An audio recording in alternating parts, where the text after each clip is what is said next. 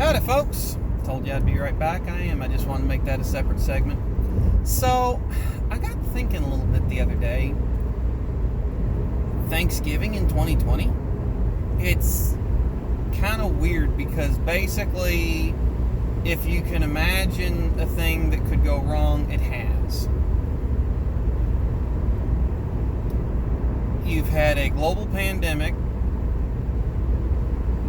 that has killed over 1 million people, over 250,000 people in the United States. You've had massive unemployment, civil unrest, massive business closures, stock market upheaval. In just a second on that real quick. Everyone that says that the stock market doesn't matter to everybody is a liar. I've got a good percentage of my retirement tied up in various funds in the stock market, and I didn't lose anything because I wasn't retiring this year. But if I had been close to retirement, I would have been sweating bullets because I lost half of what I had in retirement in 2 weeks when everything was closing. So everybody that says that only matters to the wealthiest of the wealthy, sure, it might matter to what's in their actual spending account, but a lot of people have a lot of money tied up in the stock market, from business execs and investors to John Q. Anonymous blue-collar guy.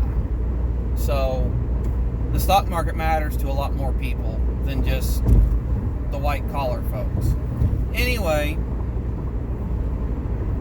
but everything has gone just completely bananas in 2020. And things to be thankful for, it's a little weirder in 2020 than most years.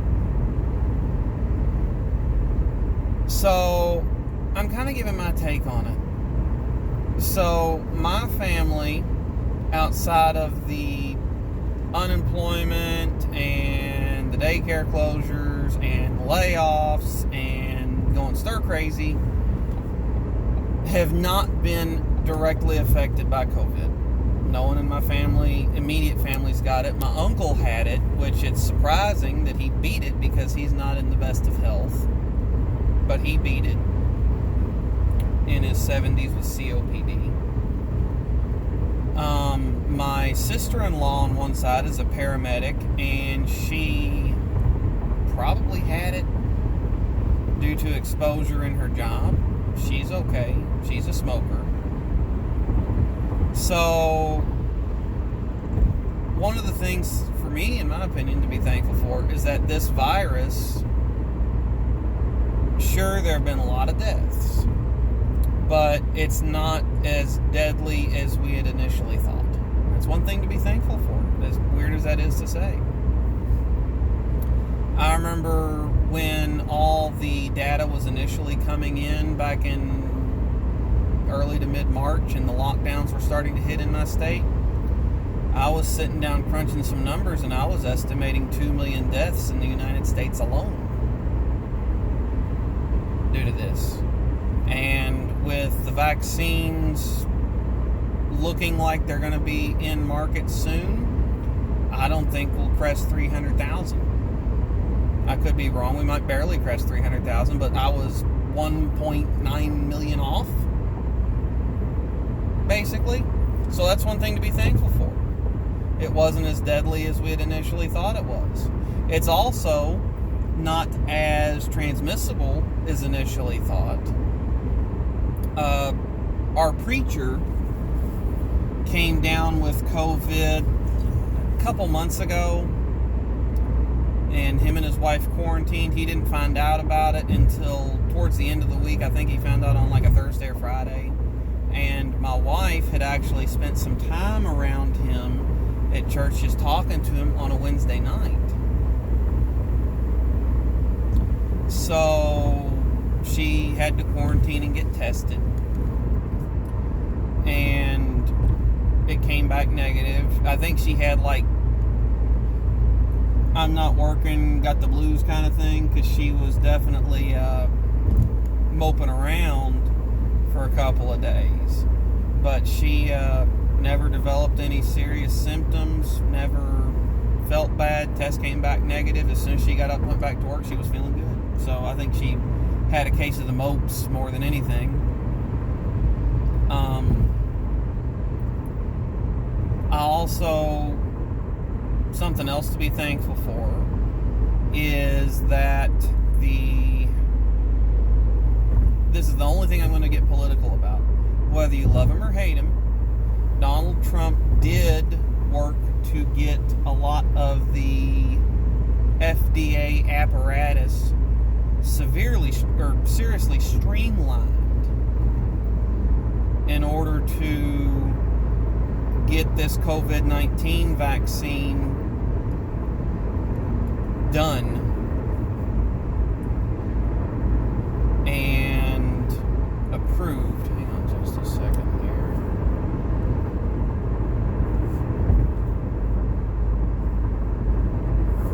Hang on. Google's acting funny. Okay. Anyway, so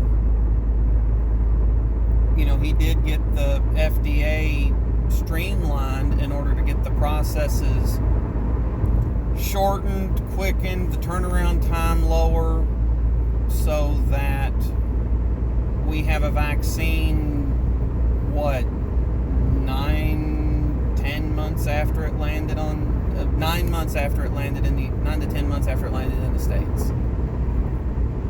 So that's something to be thankful for. Also,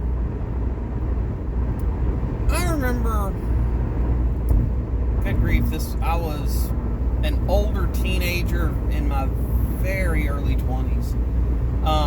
I didn't move out until I was a little older than some people. I had a job. I had bills that I took care of that were mine. I also paid my parents a room and board fee. I also did do some grocery shopping for the house that I just, hey, we need this, I'll go buy it.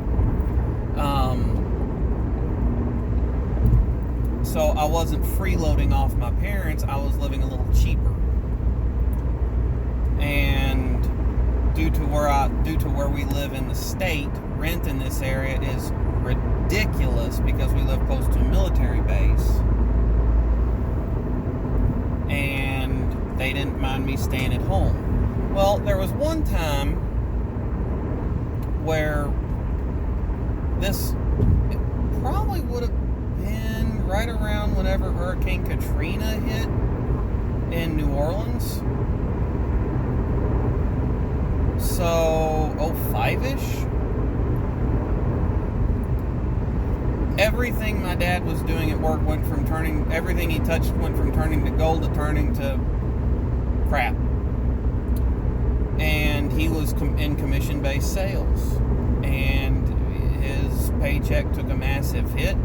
He had made financial obligations. He had taken out a home improvement loan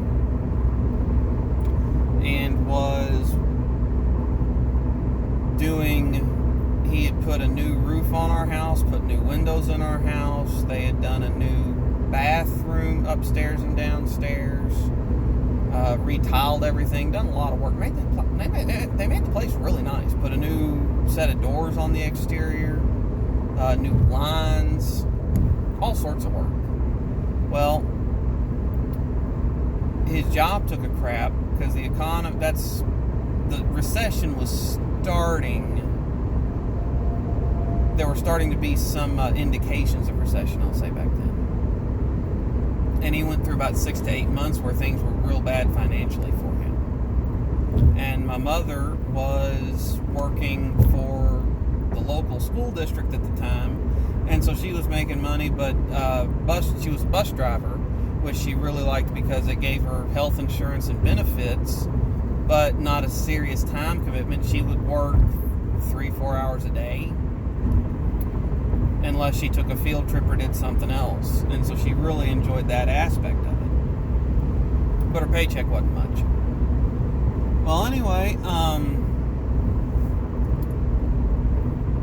this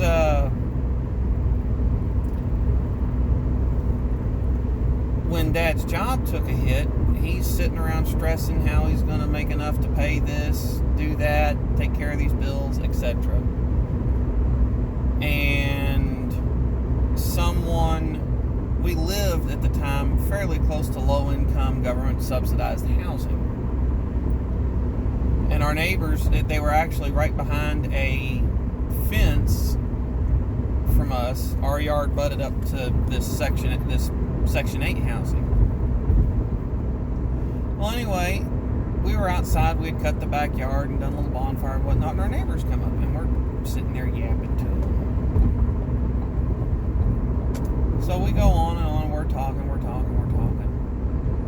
And everyone's I knew more about my parents' finances than some kids. I didn't know everything. I didn't know all the details, but they could just say, hey, we're struggling. We're not going to be able to do these 5 things that we were planning on. Okay, that's fine. Hey, things are good. If you can think of anything you'd want to do this weekend, we can go out and do it.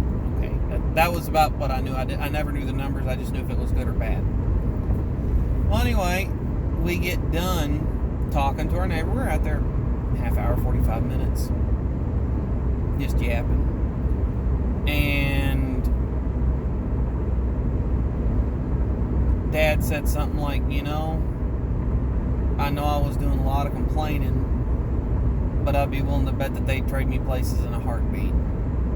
And I know that there are a lot of people that coronavirus has impacted in a big way. My sister, she has not got unemployment, and she's been off work for several months. She got one large lump sum disbursement where they had drugged their feet, and all this had backed up, and they haven't paid her in several months again. So she's backed up on unemployment, waiting on funds to come hit. Well, anyway, I think that a lot of people need to realize that no matter how bad your circumstances are, even in the era of coronavirus, election turmoil, and everything that's going on this year, there are people that would gladly jump right into your shoes and do whatever it is that you got to do and put up with whatever it is you got to put up with. So tomorrow, I hope everybody's getting to have a good dinner. I hope everybody gets to spend time with those you love and care about. And I hope everybody keeps that in mind, that whether it's been a good year for you or not, I know it's been a rough year for a lot of people. Just keep in mind that someone would gladly take everything you got going on right now and trade it for whatever they got going on. And I know that there are people that are better off than you and worse off than you, and that there's people whose shoes you'd gladly jump right into.